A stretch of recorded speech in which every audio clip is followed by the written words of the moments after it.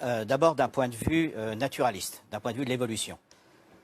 Les canines chez les singes, c'est pas lié à la viande. Hein. Les canines, ça sert pour la sélection sexuelle. Je vous donnerai les recettes au passage. Donc, les canines servent à beaucoup de fonctions chez différentes espèces. Il y a des chevrotins qui ne mangent que des feuilles, qui ont des canines. C'est des caractères qu'on appelle sexuels. Donc si on a des canines, c'est pas parce on doit manger de la viande. Voilà. Donc, ça, c'est la première chose.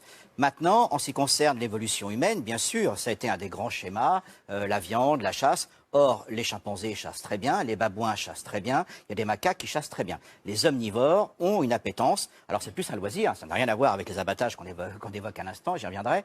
La viande, chez les chimpanzés, c'est un acte collectif avec vraiment des comportements d'excitation sociale, de partage, de négociation, etc.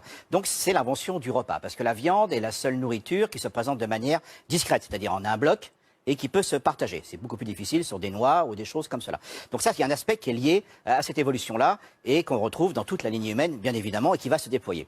Ce qui a permis aux espèces humaines depuis 2 millions d'années, c'est Homo erectus, de se déployer par-delà la bande des tropiques, c'est parce que justement la viande est la seule nourriture que l'on trouve sous toute latitude et en toute saison.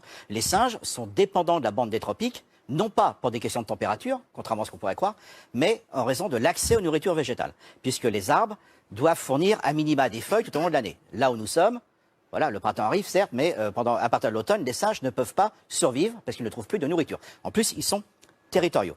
Donc ça, c'est la première chose. Il est incontestable que la viande a participé donc de notre évolution. Mais c'est vrai qu'on a surestimé cela. C'est-à-dire qu'effectivement, ça a servi de justification à des exactions. Très clairement, on sait très bien qu'on peut se nourrir qu'avec des nourritures végétales. Maintenant, ça demande des connaissances, des compétences, etc. C'est pas évident.